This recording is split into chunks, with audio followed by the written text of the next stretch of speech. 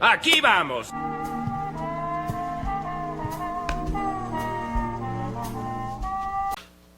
Veamos ahora cómo sería la ley de Gauss en una región donde hay un dieléctrico.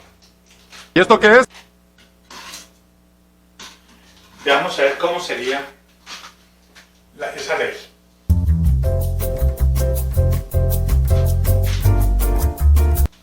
Entonces veamos ley de Gauss. Ley de Gauss con dieléctrico. Con dieléctrico. Bien, hasta ahora habíamos visto en el tercer capítulo la ley de Gauss, pero en el vacío, la expresión de esa ley. Ahora vamos a ver cómo queda la ley de Gauss, pero en una región ya más general, es decir, una región donde puede haber un dieléctrico, un aislante o cualquier material ahí. Entonces vamos a ver cómo sería la ley de Gauss. Para eso nuevamente consideremos dos placas que estén cargadas y adentro colocamos un dieléctrico. Supongamos que tenemos acá en la placa superior,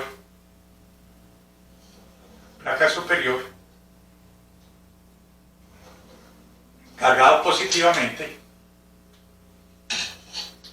y la placa inferior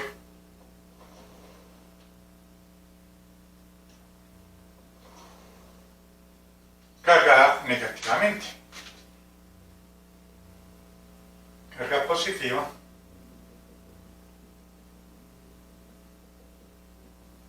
y carga negativa. Y que están separadas una distancia D entre las placas. Y llena totalmente el espacio entre las placas con un dieléctrico. Voy a colocarlo en verde. En verde. Supongan que ese sea el dieléctrico.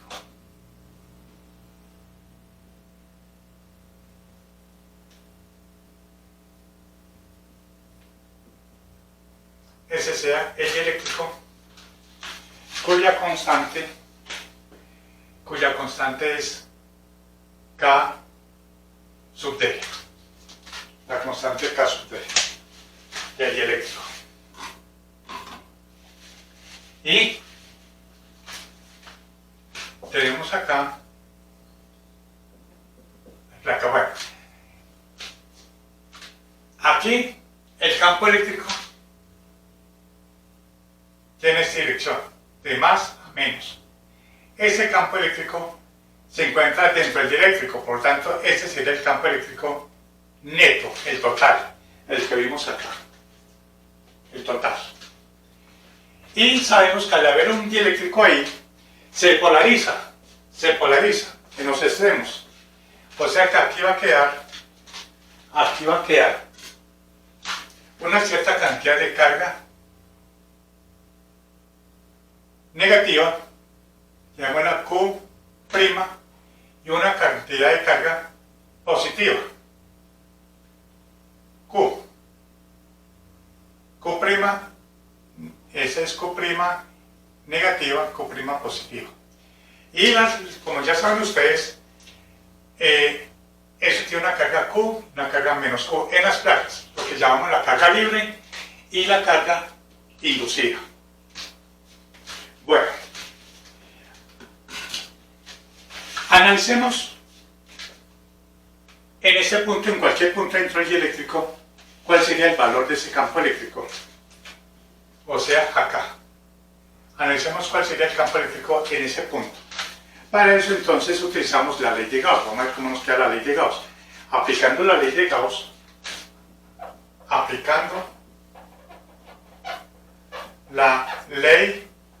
Gauss, y para aplicar la ley de Gauss puede ser un paralelepípedo o puede ser un cilindro donde una tapa, si es un cilindro, una tapa estaría acá y la otra tapa estaría acá donde pasa por el punto. Esa sería nuestra superficie gaussiana. Superficie gaussiana. Entonces, La ley de Gauss, como recuerdan ustedes, es la integral de superficie cerrada de E punto ds igual a la carga neta. Vamos a aplicar el flujo total debido a este cilindro gaussiano que está en rojo. Bueno, entonces vemos acá que en la etapa inferior el campo eléctrico que sale hacia afuera es cero, porque todo el campo eléctrico va de más a menos, se encuentra acá, en esa dirección, pero no el campo eléctrico que sale hacia afuera de esta etapa. Por lo tanto, el flujo eléctrico de esa etapa es cero. El de la superficie lateral también es cero. ¿Por qué? Porque el campo eléctrico va en esta dirección, como pueden ver. Va perpendicularmente hacia abajo. Y pasa rozando la superficie lateral, no la atraviesa, pasa rozando.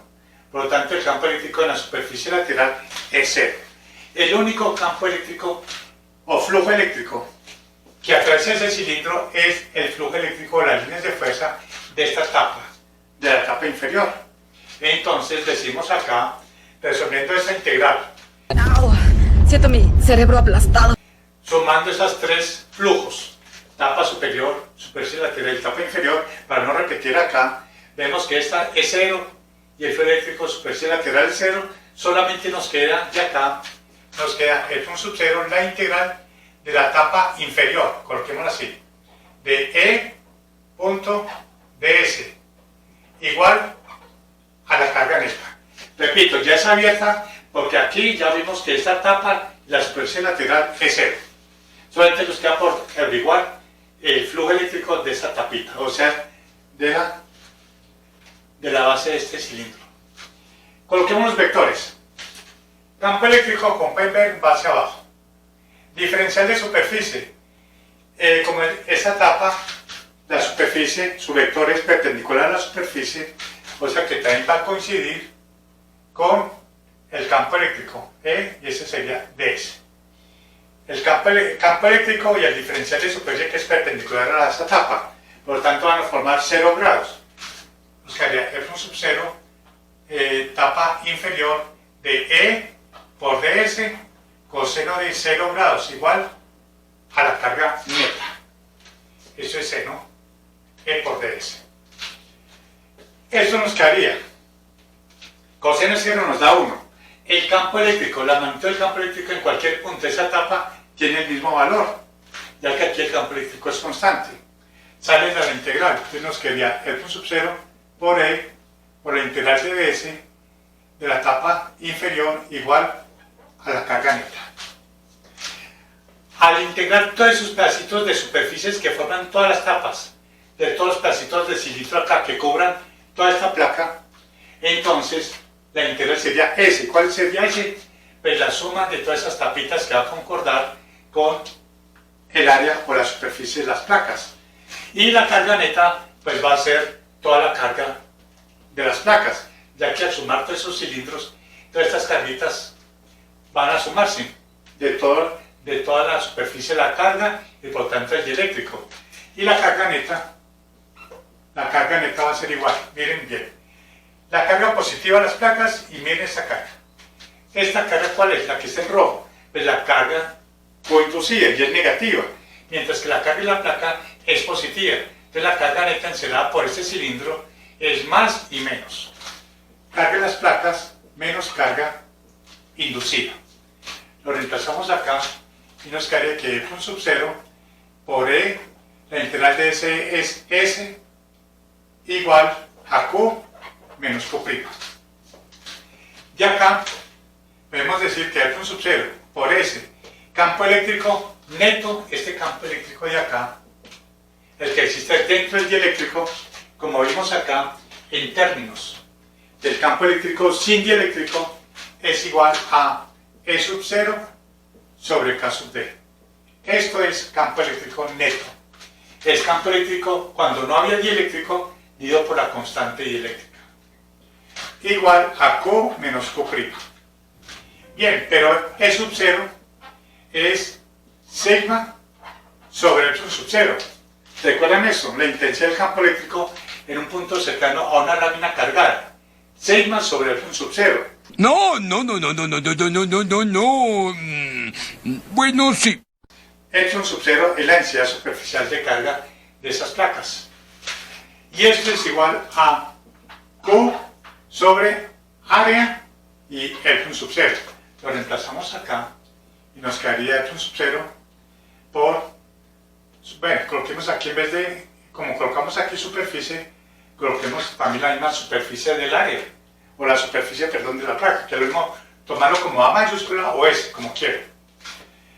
S, F1 sub 0, que es Q, S, F1 sub 0 y K sub D, igual a Q menos Q'. Aquí podemos cancelar esto, podemos cancelar eso y nos quedaría Q sobre K sub D es igual a Q menos Q'. Entonces, Q' sería igual a Q menos Q sobre K.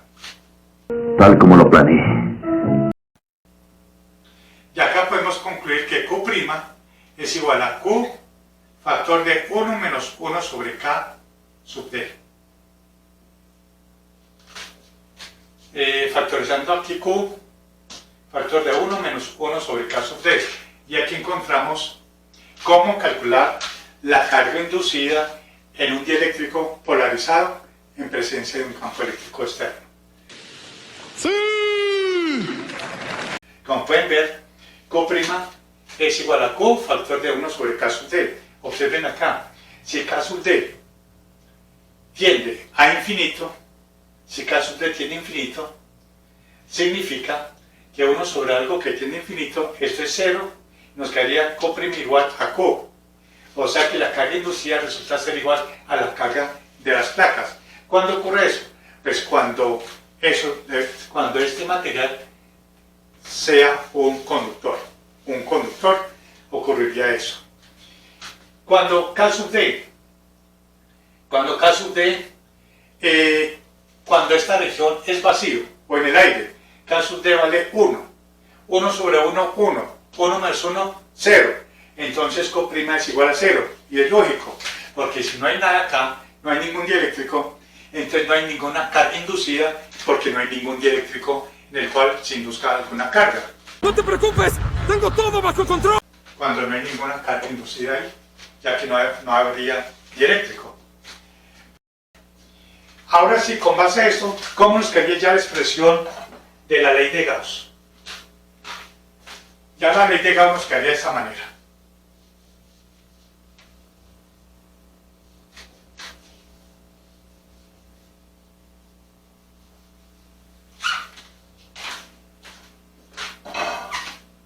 Nos quedaría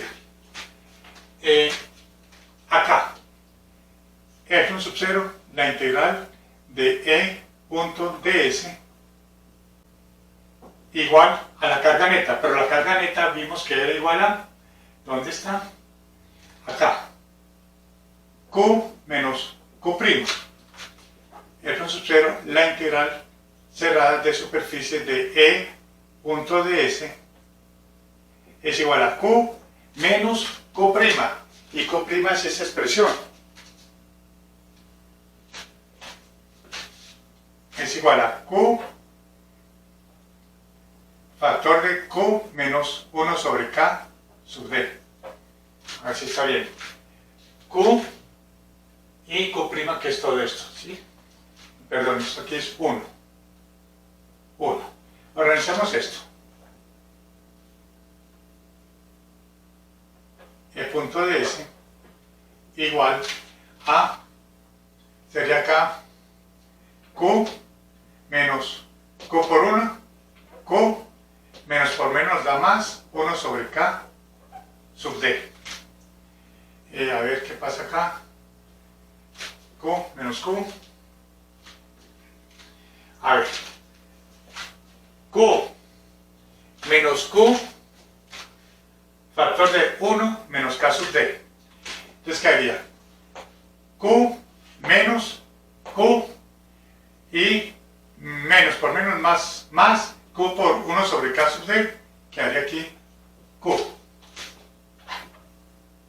La integral de E punto ds igual Q menos Q se cancela, quedaría Q sobre K sub D.